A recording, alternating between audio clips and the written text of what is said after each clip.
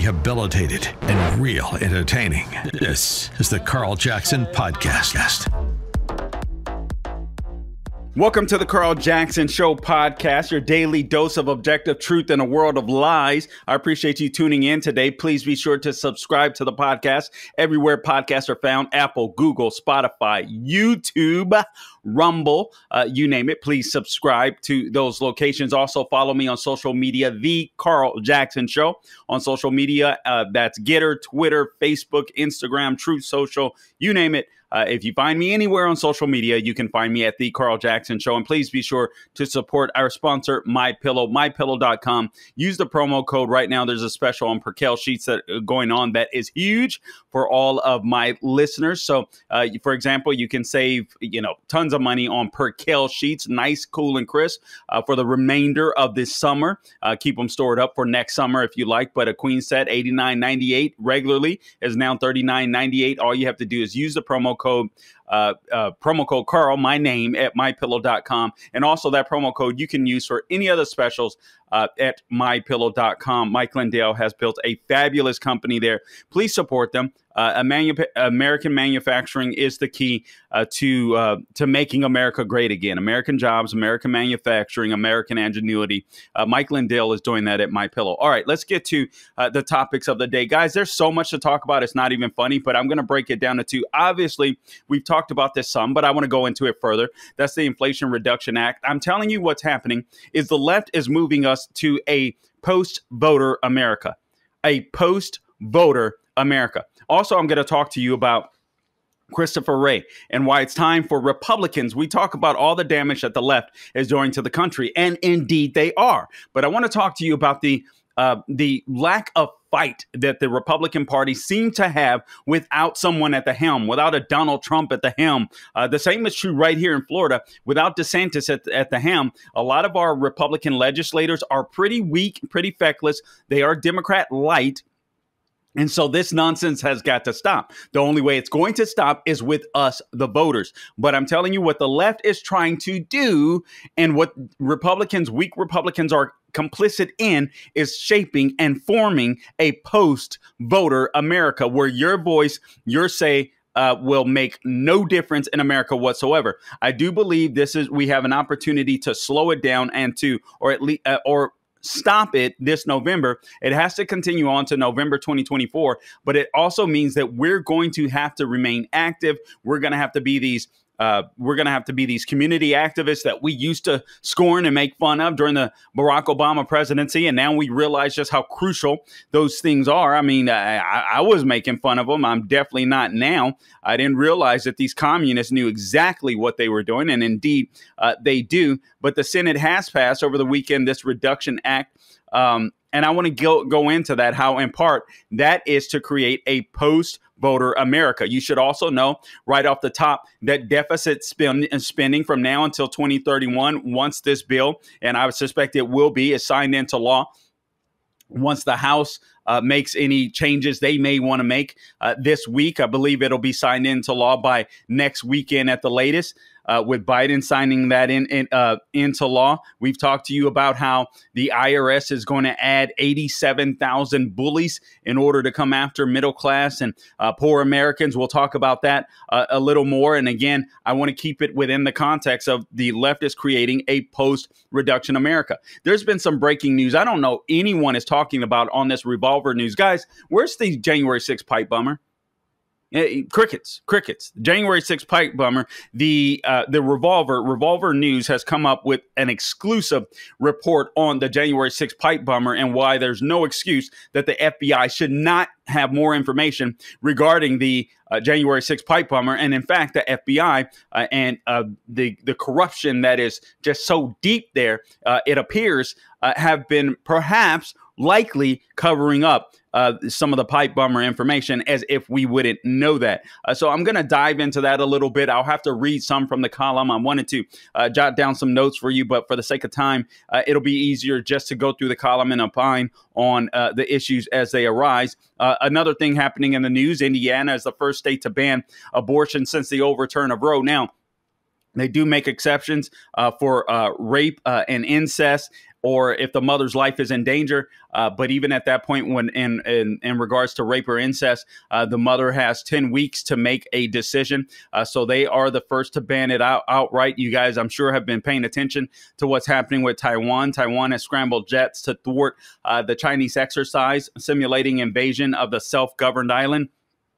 Guys, I hate to say this, but we have feckless leadership in the White House. The world is not concerned about the Biden administration. They're not scared at all. Nancy Pelosi went to Taiwan and she trapped herself. Once she trapped herself, I felt like she had to go to Taiwan, to be frank with you. But she went to Taiwan without a plan. There was no clear communication between she and the White House. As a matter of fact, we show to the whole world that there's discord, even within the Speaker of the House's power apparatus and the White House. A lot of division there. This is absolute and complete and utter nonsense. We are forming, as Victor Davis Hanson wrote about in American Greatness over the weekend. Nancy Pelosi dealt like Taiwan like a little child, essentially talking about how she used to dig through the sand, going to the beach and pretending like she was, coming out in Beijing or something as she dug through the sand. Some crazy stuff like that. But check out Victor Davis Hanson's latest column at AM Greatness. But I'm afraid for our friends in Taiwan.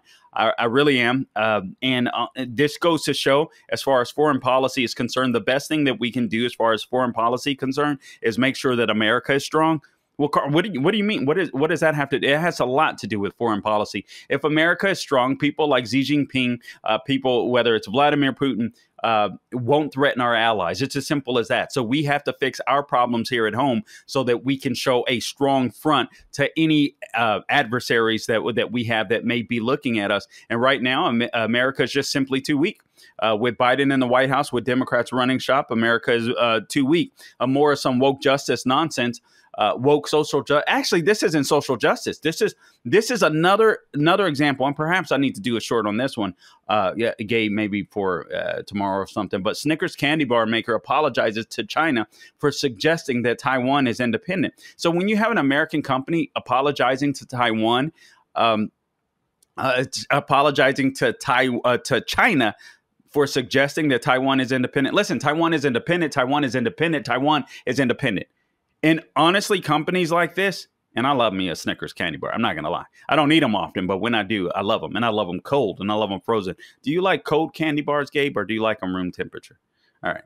Anyway, Gabe isn't responding. But I like my... Both. Okay. So I like my candy bars cold, and I like Snickers. I like Twix, and I like Reese's Pieces. Reese's Pieces probably being my favorite, Twix being my second favorite, Snickers probably being my third, but I like them cold. It's something about a cold candy bar. I don't know what it is. Anyway, that's not important to today's show, but that's a little ADD for you. But I'm just tired of American companies apologizing to China. And this goes to show that we have become too interdependent on these other nations. The Biden administration is suing for censorship. Is sued for censorship over COVID information on social media. I think that's self-explanatory. Elon Musk is back in the news. He says that the Twitter acquisition moves forward with disclosing number of bots. And he challenges the CEO, Parag Agrawal, to a debate. But basically, he wants to see the number of bots. He wants confirmation. If he gets confirmation, he will likely proceed with the Twitter acquisition. And someone guessed as much. I can't remember who it was, but I did too. I thought that as long as he could figure out the number of bots and perhaps get the price down on Twitter based upon information that may come to surface, that he would probably and likely continue with the purchase of Twitter. Lord knows it is great to have True Social and Getter in all of these platforms that are growing, that are alternate platforms, and praise God for them, and conservative platforms. But it's also good to have a platform, in my opinion, like Twitter, where lefties feel comfortable to go to, and independents and all feel comfortable to go to, as well as conservatives, so you can kind of battle it out on one neutral zone. I still feel like that's important. I think it'll take conservative outlets, so I'm glad they're popping up a little longer to grow, simply because they typically serve as an echo chamber. Let's be real. Until we get to a point where the left feels comfortable, or unless they grow so big, and over time, I believe they will. Till the left gets to a point where they feel like they can go in there to get news, information, entertainment, so on, etc. A lot of the conservative outlets might serve as a conservative echo chamber. And who knows, maybe that'll be fine for the time being. But anyway, that's in the news. That Kevin McCarthy looks to question those who denied the Hunter Biden laptop story. I'm sorry, questioning is not enough. I want to know who the hell is going to jail. I'm gonna get into this a little bit. My frustration with we can talk about the left all day long, but here's the problem. Here's the issue. I expect the left to act like the left. I expect Democrats to act like Democrats. But what frustrates me is how Republicans often react, even though they don't have power. Though they don't have power, I think they could be making a better and more forceful arguments. I believe that they could vote against funding certain institutions, whether it's the FBI, so on, et cetera. We'll get into that. But today, again, on today's show, there's three things that I'm going to focus on. I do want to focus on the Inflation Reduction Act and show you how that's moving us to a post-voting America. The same is true. The Federalist wrote a great paper. Jordan Byrd, the time to hold corrupt bureaucrats like Christopher Wray accountable is before they are even confirmed. Very, very, very important column, in my opinion. And again, I'm going to add on to this what Revolver News has broken. They released a tape how that they claim is definitive proof that the FBI is hiding critical footage of the January 6th pipe bomber. So all of this is crucial. If America is going to be free, if America is going to be fair across the board as far as our justice system is concerned and the rule of law, these agencies, when they have information, they can't be one-sided. They can't be partisan hacks. We've either have to figure out a way to hold these people accountable and make sure that they apply the law equally, or we need to get rid of some of these institutions. I'm sorry. I even hear people on my side, on my team, talking about how we need to cut back in some of these administrations. I want Drain the Swamp to have some specificity. I want some agencies gone. I'm sorry. I don't think we need a Department of Homeland Security. I don't think we need a Department of Energy. I don't think we need the CDC, NIH, and NIAID. I don't think we need the Department of Agriculture and the FDA. There is too much freaking duplication, too many people getting rich off of taxpayer money when they go and get these government jobs. Government jobs should never feel like you won the freaking lotto. And I feel like that's exactly where we are right now. All right. So before I get off on another tangent, let's go through the information or the Inflation Reduction Act, which, by the way, let me just say this from the onset. We will not reduce inflation. There's 12% of people. Daily Wire released a poll. I forget who conducted it. Maybe it was them. Maybe it was Daily Wire themselves. But 12% of people allegedly believe that this Inflation Reduction Act, quote unquote, is going to reduce inflation. That shows us that at least 12% of Americans are dumb and hopeless beyond belief when it comes to politics anyway. All right. So that's just utter nonsense. How do you put more money on a credit card and say you're paying down your debt? Seriously, that's what we're doing. We're putting more money on a credit card and we're saying, hey, or Democrats are saying, hey, we're going to pay down the debt by putting more money on the credit card. Does that make any sense? You should be insulted. You should be insulted. What the Democrats are really trying to do is move to a post-voter America. And what I mean by post-voter, they're going to get us so far into freaking debt, and there's going to be middle-class jobs lost, poor people that are working jobs that can't afford to make ends meet, and then we're all going to count on the government for government benefits. That's where they want us to be. They want us to be in a position where we need the government, and the government is top down instead of the people up. That's exactly what the left is trying to do. They know, as I go through this, you'll understand why, but they know that this Inflation Reduction Act will not decrease inflation. As a matter of fact, going all the way up to 2031, fiscal years from now until 2031, this Inflation Reduction Act, quote unquote, by using their gimmickry or their stupid tricks, will actually increase the federal deficit by $110 billion, up to $110 billion. And let's be frank, we all know it's going to be more than that because Washington spends like they're a bunch of drunken sailors. All of them do, sadly. And we got to put a stop to this crap. So the Inflation Reduction Act will increase near-term inflation. It's going to depress household income. That's a given. And honestly, it's going to produce long-term inflation. Of course, it's going to produce long-term inflation. We have no money to spend. We're in an era of stagflation, right? So we're not creating jobs. Plus, we've got inflation. We're in stagflation. I know the Biden administration wants to continue to lie and pretend as if we're producing all of these jobs, when the truth of the matter is we still have 500,000 people that have not even returned to the labor force post-COVID. We have 11.3 million job openings because people feel like they can hop and skip to any job that they want to. Well, the problem with that are more businesses are going to close because there's no consistency when it comes to job hiring. So businesses are going to continue to hurt and search for employees. But as long as employees can get federal benefits and there's 11.3 million job openings, I'm telling you, we're going to be in for some serious pain. I do believe that this is going to get worse. Over the next 4 years, we're looking at $52.5 billion in deficit spending, or again, at least $110 billion through 2031. Yet the left wants to claim that this Inflation Reduction Act is going to decrease inflation. Guys, you're going to be spending more. And keep this in mind. The only money that the government has is the money in which they take from you. So when these liars in the federal government talk about they're going to hire IRS agents to increase revenue, and we'll get into that shortly. They're going to increase revenue. What they mean is they're going to sick the IRS on you in order to take some of your hard-earned money. The federal government doesn't produce jack squat. We pay them.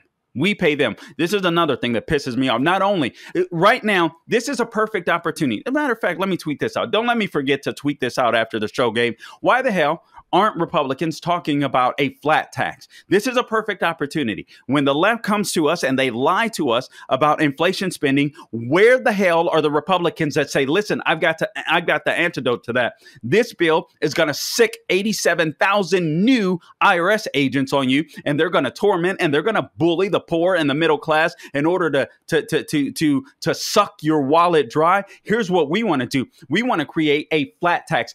There's no better of an opportunity to start discussing our differences than right now. Flat tax would be one of them. I don't know what would work. I heard Herman Cain's 999 wouldn't work. Okay, well, if 999 won't work, how about 12, 12, 12? How about 15, 15, 15? I don't know. Whatever the number is, it will do better. It will cause stability in the market, and it will help the American people. It will help jobs. And it'll get these freaking corrupt politicians out of the way. How about we do that? Where are the Republicans? Where the hell are the Republicans? God help us. God help. I hate depending on parties. It almost thinks I should run for office, Gabe, but I'd lose. Let's be honest. You start speaking truth in Washington, So we need people that are already there to be strong. In other words, that's what we need. So signing this bill into law during inflation or stagflation, which we're in now, is the worst time to put this bill into office. So there's 3 congressional tips or tricks that the left is using. Hat tip to the Daily Signal to hide their rule. One, to hide what this bill will actually do. They cherry pick expiration dates. That's what they did inside of this bill. They ignore net interest cost over the long term. And then there's indirect tax burdens, all of which we'll get into. So the bill extends Obamacare subsidies for 3 years. All right. So now here's what we know. Milton Friedman said this best. And he said, nothing is so permanent as a temporary government program. Let me say that again. Nothing is so permanent as a temporary government program. So one of the gimmicks that the left does is, okay, we're only going to fund Obamacare for 3 years, knowing that they want to keep it around in perpetuity for the next 50, 100 years or whatever it is. Republicans didn't do jack squat about this. It's freaking insane. Pisses me off. And they continue to fund this nonsense. Even if Democrats get this bill passed, and I suspect they will. I do believe they're going to do it, right? So once they get this bill passed, Republicans should play no part in funding Obamacare or anything else. Constantly vote not to fund it. Constantly not send money to it. I'm sorry. It is time to tell people there are better options out there. Our healthcare system was far better when we had a more free market type healthcare system. It was far cheaper. We could still get rid of all the fraud. We can afford to take care of the Medicare recipients that are already in the program. They can have great Medicare. Some that need Medicaid. There's so much fraud in Medicaid. It's not even funny. I know people, or I knew people back in the day, over 20 years ago, they used to play the Medicaid game like no one's business. There was no real accountability in the Medicaid office. I mean, it just totally insane.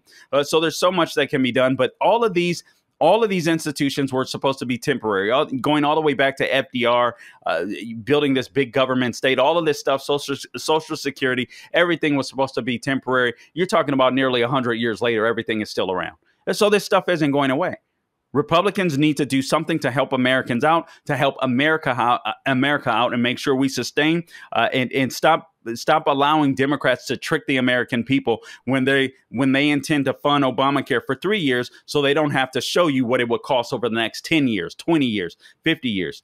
This is what people need to do, and how they can get better care by by making sure that we have less government interaction when it comes to our healthcare system. So Obamacare subsidies aren't going to be temporary, especially when they have to be funded by taxpayers in order for them to survive. So Obamacare is becoming a permanent fixture in American society, and I don't even hear Republicans talking about it anymore. Not even talking about it. Look at what happened during COVID. Look at how doctors were allowed to treat us. Look at these public-private partnerships between doctors and or hospitals and pharmaceuticals and big government. Look at how they treated us like crap, and we had to bend over with no Vaseline and just freaking take it. How do we eliminate that? By taking the power out of the federal government's hands and putting it back into the hands of the American people. That's how we get our power back. But until we do that, and until we have people that are willing to stand up in office, and until we get involved enough to make sure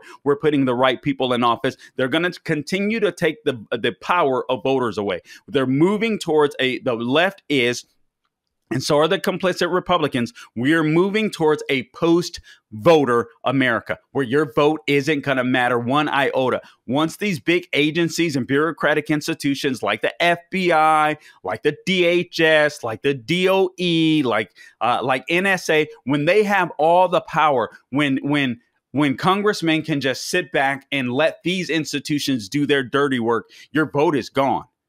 And we're moving there rapidly.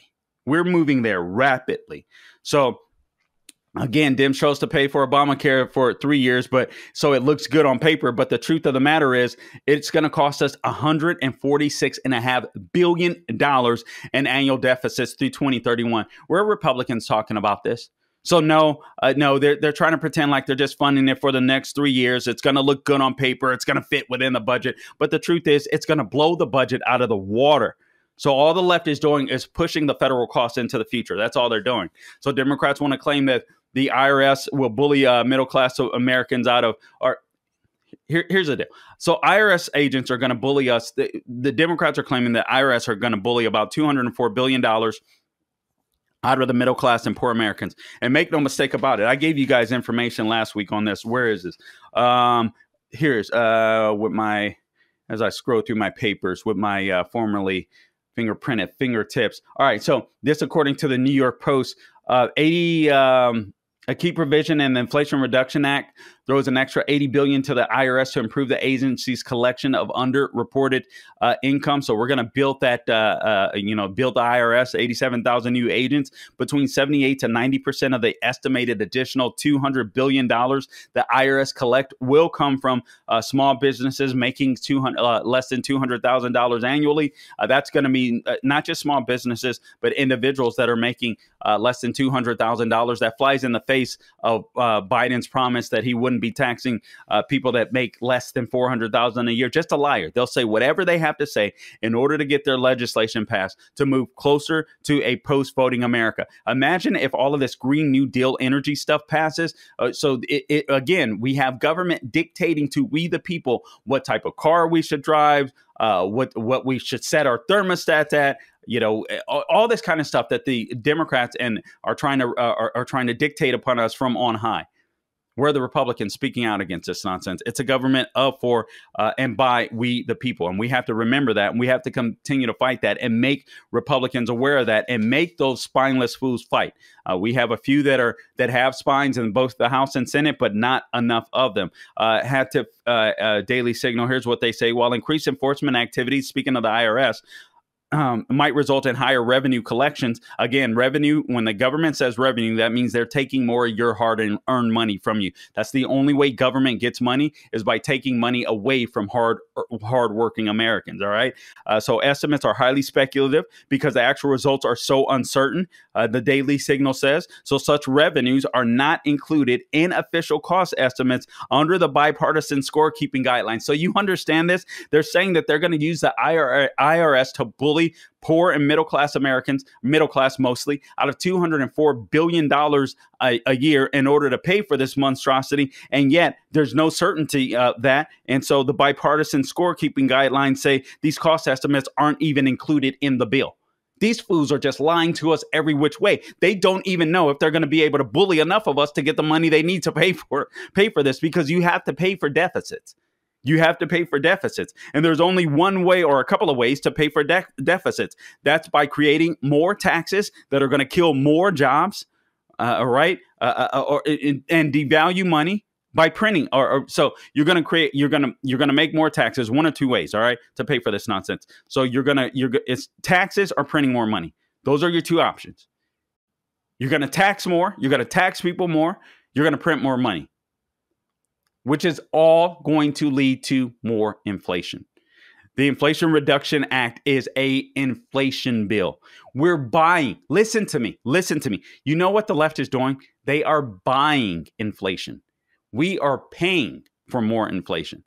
I've never heard anything so wacky. The deficits created by the bill, according to the Daily Signal, and the fact that they are front loaded, would increase federal net interest costs by more than $14 billion, a fact that is not reflected in the formal CBO estimates. Again, let me read that again. The deficits created by the bill and the fact that they are front loaded, you're going to pay for everything up front, we're going to get hit hard initially, would increase federal net interest costs by more than $14 billion. That's our interest. A fact that is not reflected in the formal CBO estimates. These fools are just a bunch of liars and punks. But they're doing exactly what they want to. They're moving us to a post-voter America so that the elites are in charge and the peons like us have to just bend over and take it. That's what they're doing. The Fed financed 56%. Listen to this. The federal government financed 56% of the COVID-19 pandemic debt with printed money, which devalued your paychecks, our paychecks, and our savings.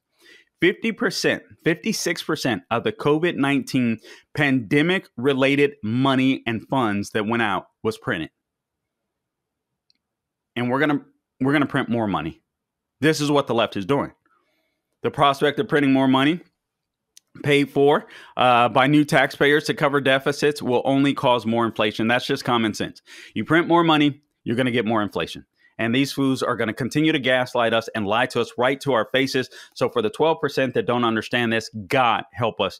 Please help them develop stronger brain cells, I guess, or more brain cells. I don't know. All right. So now the third gimmick, indirect tax burden. So in these provisions, the Daily Signal says we find the third set of gimmicks, namely indirect tax burdens. So despite Biden's assurances, the tax and price control burdens of the Inflation Reduction Act will fall squarely on families trying to make ends meet. It says Joe Biden's assurances. Despite Joe Biden's assurances, in these provisions, we find a third set of gimmicks, namely indirect tax burdens. Despite Biden's assurances, the tax and price control burdens of the Inflation Reduction Act will fall squarely on families that are trying to make ends meet. All right, so I've already covered that. The tax burden is going to fall on the middle class. It's going to fall on the poor class. It's going to fall on working families. It's as simple as that. Companies are combinations of people. What are companies? They're combinations of people, tools, equipment, so on, etc. Knowledge, of any particular trade or whatever, that when all those things are brought together, they produce goods and services or a product that people can buy. Well, companies can't absorb a tax. They can't. It's not just that they don't. They can't. They only direct how American households will fill it. All right. So all these taxes are included and stuff like that. Prices go up. All right. So a company has its price for hiring help, for tools, for equipment, so on, et cetera. So their prices go up and they just pass that along So all the federal government does is they're not going to tax companies. They're just going to determine how you feel the pain with these taxes. This goes on to say, this column, the bill's business tax hike will leave companies with no choice but to obviously cut wages, increase consumer prices, or cut future investments and in a growing and prosperous economy. So that's all going to happen. The bill's requirement that the government get a deal on drug prices. All right, so drug price control, or whatever it's called. Drug prices will go up for families that and that research budgets for new life-saving drugs will be slashed. So if price controls are put on certain drugs, certain families, then obviously drug makers got to make up their money elsewhere. They're going to make it up with you. But it's going to cut down on research too. So you're going to get crappier medicine and you're going to get more expensive medicine. This is what price controls do. Crappier medicine, pricier medicine. This is what this Biden administration and the Democrat Party is imposing on all of us. Then they got another trick. The stock buyback tax will trap capital with stagnant companies and will prevent investors from reallocating those funds to new, growing, and innovative ventures. So they have stock buyback taxes. The $80 billion IRS slush fund in the bill will go to enforcement activities. We've already talked about this. In other words, this bill is a train wreck. This bill is a train wreck, and it was slapped together quickly by the Democrats because they wanted a legislative win so they can continue on the road to make sure that Americans, that we live eventually in a post-voter American where the elites from on high will dictate everything we do, everything we say. You know, on big tech, we're going to be censored just like they are in China. In places like China where there is no free speech. That's what the Democrats, for whatever reason, they want to throw away this great country that God has given us. They want to completely throw it away and make it where they and their families can make a buttload of money and they can tell the rest of us what to do and pretend like they're smarter than the rest of us. We can't allow this to happen. Now, I got to move on quickly. There was a story that I saw that broke at Revolver News that was really good. I'm going to read some of this to you, so bear with me. I hate reading because it sounds so crappy at times, but I just want to read to you some of the updates because Revolver News claims, so Revolver News alleges that they have information, they're breaking information on this January 6th pipe bomber that should leave all of us interested. And they've created maps and all this kind of stuff where you can track and look. Perhaps we should put this up. I don't know. Replace the tape. Revolver has released the tape. I'm sorry. It's the name of the column. Revolver has definitive proof FBI is hiding critical footage of the January 6th pipe bomber. And here's what the story says. And after I talk to you about this, I'm going to get into Christopher Wray a little bit and how these institutions don't need to just be gutted. Some of them need to be totally wiped away. And if we do not do that, and if Congress doesn't retain their power or get their power back, instead of allocating their power to these bureaucratic institutions, we're going to be, in a post-voter America. Now, the article says this: an exclusive analysis by Revolver News can prove that the FBI is in possession of, but has refused to release security camera footage of the January 6th pipe bomber planting the pipe bomb at the DNC building at 7:52 p.m. This is on January 5th. So this extraordinary revelation should be the immediate subject of congressional inquiry as to why the FBI has stonewalled release of the footage. An executive summary of the missing footage has been condensed in a video that they have on the website. So you can see a picture of the pipe bomber with a bag in his with the bag in his hands. This video traces the footsteps, not only shows you real audio, but also traces the footsteps that the pipe bomber would have made. There was clear surveillance tape on this pipe bomber. He had a very unique pair of sneakers, looks like a he anyway, wearing a hoodie, mask, so on, etc. But this person, we can't find out who this person is. It says, as described above and in more detail below, the stationary camera overlooking the DNC park. So there's a stationary camera that's overlooking the DNC park bench where one of the alleged pipe bombs were placed, right? And the camera is just spot on, right onto this guy. I believe it's a guy, all right? Still nothing. So again, as described above and in more detail, the stationary camera overlooking the DNC park benches from which the FBI released a clip on March 9th of 2021, timestamped approximately 7:42 p.m. on the night of January 5th. So the night obviously before January 6th. Should have a clear, quote, money shot, unquote, picture of the pipe bomber reaching into his bag and depositing the pipe bomb by the right bottom of the circled park bench in the image below. And again, you can go to revolver.news to see this. It's an exclusive on their website, and it's called Release the Tape. Revolver has definitive proof FBI is hiding critical footage of the January 6th pipe bomber. I mean, this is absolutely insane. I mean, when you see the video, the guy is clearly there. They got pictures, they got video camera all over the place. So why they can't figure out who this guy is makes absolutely no sense. They say all the Revolver does, all the FBI needs to do is show the same video cameras footage from 10 minutes later. So they say we know this because of a simple Google Earth walkthrough that they did, and because the pipe bomber is captured at the same park benches on a second security camera whose footage the FBI released on September 8th of last year. Or this gets even more tricky. They show a still shot here.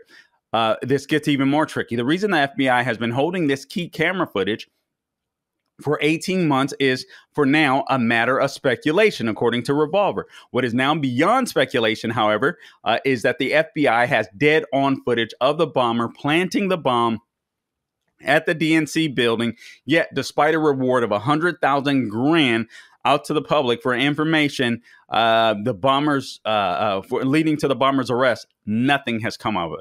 The FBI is refusing to share this money shot with the public, so you can go and see the money shot. It is freaking clear. Of course, there's a hoodie. Of course, there's a mask, but it's clear. These videos are really, really clear. Really clear, really impressive.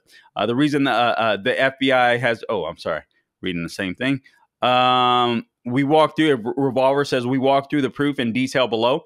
A Google Earth walkthrough of the pipe bomber's path to discover the fact of this missing footage from the FBI. A Revolver took the path the FBI alleges the pipe bomber took and retraced the steps in Google Earth. This path is set out by the FBI's own video summary released on September 8th of last year. For purposes of the DNC building pipe bomb, the path starts 1 block from the north of the DNC building at 7:40 p.m. So remember, he arrived at the benches at about 7:42 p.m. This is per the FBI's release footage from March 9th of last year. The pipe bomber is walking down on the eastern sidewalk down South Capitol Street. A still from the FBI YouTube video depicts this. Pretty insane. It was from this video that Revolver identified, they said last year, that the FBI must be withholding. Watch this. I'm sorry, I'm reading here. I know this isn't as fun as, whatever. You can go read this for yourself. I encourage you to do so. But please pay attention to what I'm saying. This is very important. It was from this video that Revolver identified last year that the FBI must be withholding more footage of the pipe bomber than they've revealed to the public. In the final frame of this video, where the pipe bomber waits around for minutes, a cell phone is in hand. Can you say 2,000 mules? And the technology they use to ping cell phones? The pipe bomber is still in frame when the FBI cuts the footage. So the FBI cuts the footage. The pipe bomber is still in the frame. They know what's going on. Maybe somebody picked this pipe bomber up. The pipe bomber has a cell phone in hand. The FBI can't find this person. Revolver says this is a stationary camera. There's a camera right on this person. The pipe bomber that set the pipe bombs down in front of the bench, in front of the DNC, is now walking on this Capitol Street in plain freaking view. And the FBI has cameras on them, but they don't know who this fool is. They don't know who this fool is. Oh, man. They say here, meaning there must be more footage since the subject hasn't left. So the subject at 7:40:33, this is a still frame, South Capitol Street, cell phone in hand. This guy is just walking around. This is what tipped Revolver off last year, that the FBI may be replicating the sketchy Jeffrey Epstein suicide situation, they say, where in FBI custody, the stationary cameras conveniently broke, and then the CCTV footage was conveniently erased. All right, so let me just take you to this. I won't bore you by going through the entire article. You can check it out for yourself at revolver.news, and I encourage you to do so. And the column, again, is called Release the Tape. Revolver has definitive proof the FBI is hiding critical footage of the January 6th pipe bomber. So we need to see the rest of the video, why the FBI is keeping this from us, from the public. Listen, we can all speculate, right? I have my opinion. I'm sure some of you have your opinion. I got a feeling if you listen to this podcast, you may share my feelings. But another thing that I want to take you to is, you guys remember Cesar Sayoc? Does that name ring a bell, Cesar Sayoc? All right, so Cesar Sayoc was this guy, remember, this pipe bomber that was sending, they called him the MAGA pipe bomber. He was sending makeshift pipe bombs to different prestigious Democrats. I believe it may have been Nancy Pelosi, some of the higher ranking Democrats. All right.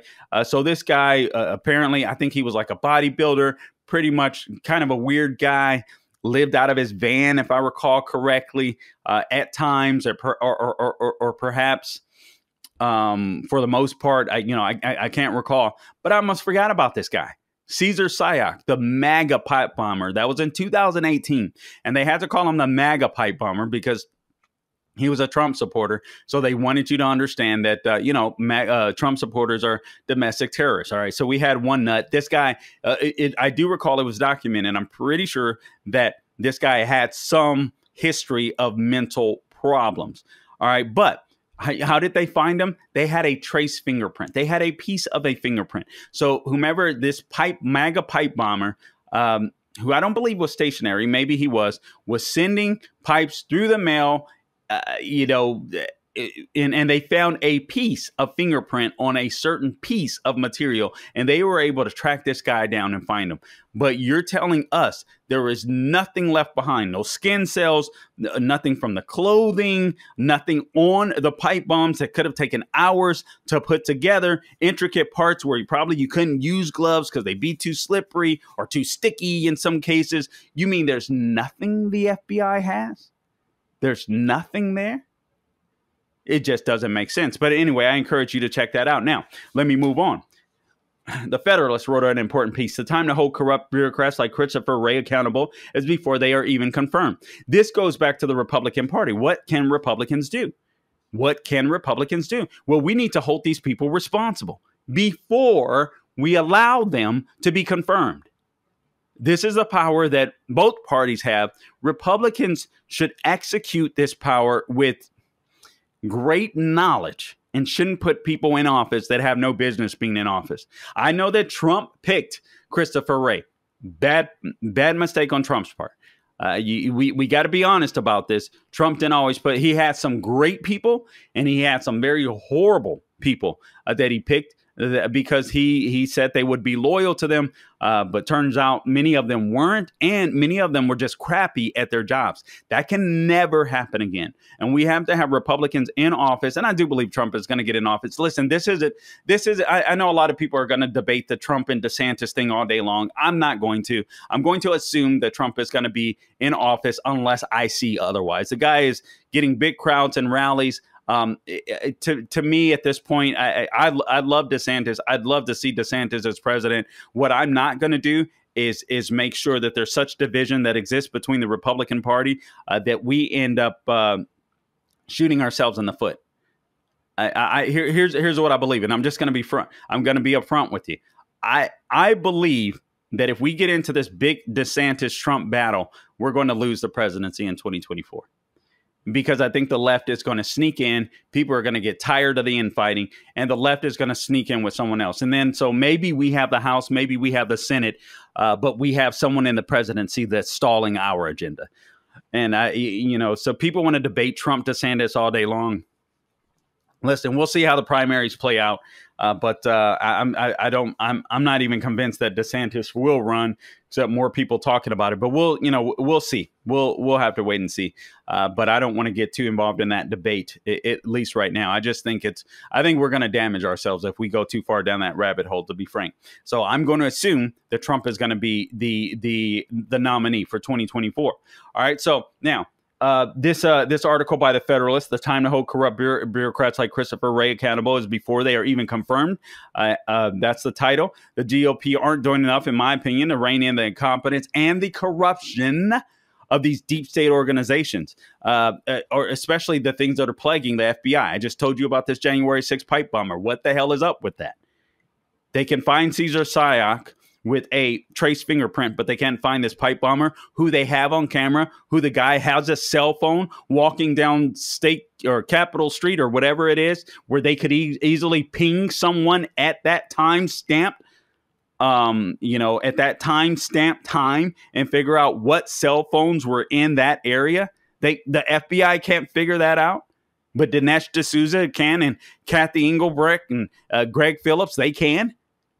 It's absolutely amazing to me. It's amazing to me. So Republicans have signaled that they'd investigate corrupt and partisan bureaucrats like Fauci and Christopher Wray if they win Congress. But so far, all they've done is letter writing and oversight committees, which have done very little, have done little to nothing, as a matter of fact. Last Thursday, Christopher Wray refused to take responsibility for anything, basically, for the agency's failure. He was so evasive in his answers to these questions, whether it was Larry Nassau, the pervert that was molesting our female gymnast, Hunter Biden and the laptop, the attack on pregnancy centers that still goes seems to go uninvestigated, or at least there's not a lot of care and concern about it. Look how long it took to get any protection to our Supreme Court justices. He refused to condemn the Russia collusion hoax. The same senators, here's the problem though, the same senators that are demanding accountability right now in the GOP are the very same senators that confirmed Christopher Wray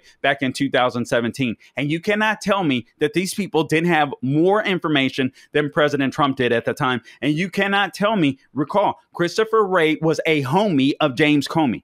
He was, if I'm not mistaken, let me see. I think he was the assistant under James Comey. This column says Wray had a positive relationship with former FBI Director James Comey, who was fired for being a sloppy bureaucrat who investigated the incoming president based on fraudulent reporting by Christopher Steele. From 2003 to 2005, Wray worked at the Department of Justice as the Assistant Attorney General under Comey. And these fools confirmed him. Unbelievable. Only 5 Democrats voted against Christopher Wray. Who would have guessed I would have been praising 5 Democrats? By 2019, Trump realized his support for Wray was a big mistake. And now it's paying off dividends. I mean, it's paying off dividends for the left, having Christopher Wray in there. The GOP votes to continually fund some of these corrupt institutions. That has to stop. Agencies like the FBI, rubber stamping extremist nominees like Ketanji Brown Jackson to the Supreme Court. Guys, we're going to be hated anyway. So let's do the right thing and save the freaking country. If you stop a Ketanji Brown, and I realize it's too late for that, but if you stop a Ketanji Brown nomination to the Supreme Court, this lady was a radical that can't even, or is unwilling to define what a woman is. Unbelievable. But this is what the GOP does. They're feckless. But here's the deal. This is why I think Trump is so appealing. I know this is why Trump is so appealing. All the GOP does, their fecklessness makes Trump more appealing to the voter base, because they see a guy who, even though he messed up big time when it came to the when it came to the lockdowns and buying into the Fauci and Birx and all that kind of crap, still the guy was doing it out of a good heart. All right. And we know that he was a fighter. And we know that he is a fighter. And we know that the left is going to send so many arrows and bullets to the next Republican president, that it's going to be insane. So it's like, okay, let Trump just go balls to the wall and clear stuff out. And guys, we can't just clean stuff out. We have to demolish some of these institutions. And let me say this right off the bat. I love Donald Trump. We can't have Trump care. I don't want Trump care. I don't want Obamacare. I want free market health care. These are the things that we have to get rid of so that we don't move or inch closer to a post-voter America. We have to take away power from these bureaucratic agencies. This is how the left is devising their power. They're using the EPA, they're using the Department of Education in order to solidify their power and grow their power and take more power away from voters. How do we return power to the voters so that we don't move to a post-voter America? We get rid of the institutions that do that. We put the onus back on Congress to handle their business instead of allocating their business out to these bureaucratic agencies so they can try to pretend like they're not corrupt. We have to stop doing that. These bureaucratic agencies have to go bye-bye. Some of them, any one of them that's in duplication, bye. You should not, again, feel like you won the lotto because you got a government job. It's crazy. It's crazy. So Trump can win, I think, on a swamp shakedown. This is what the Federalist says. I'm going to shake down the swamp. I just say it has to go further than a shakedown. It has to go through a complete gutting of the swamp. It's getting rid of some of those jobs so it doesn't exist. It's not just these IRS agents, 87,000 new IRS agents that are going to be hired. No, they're not going to be hired. We're going to allocate block grants to the IRS, to the states, so they're in control of the taxes in their state. We're going to make the IRS less of a bully for all Americans. This is what the Republican Party needs to be doing. And again, where the hell is the Republican Party when it comes to the fair tax right now?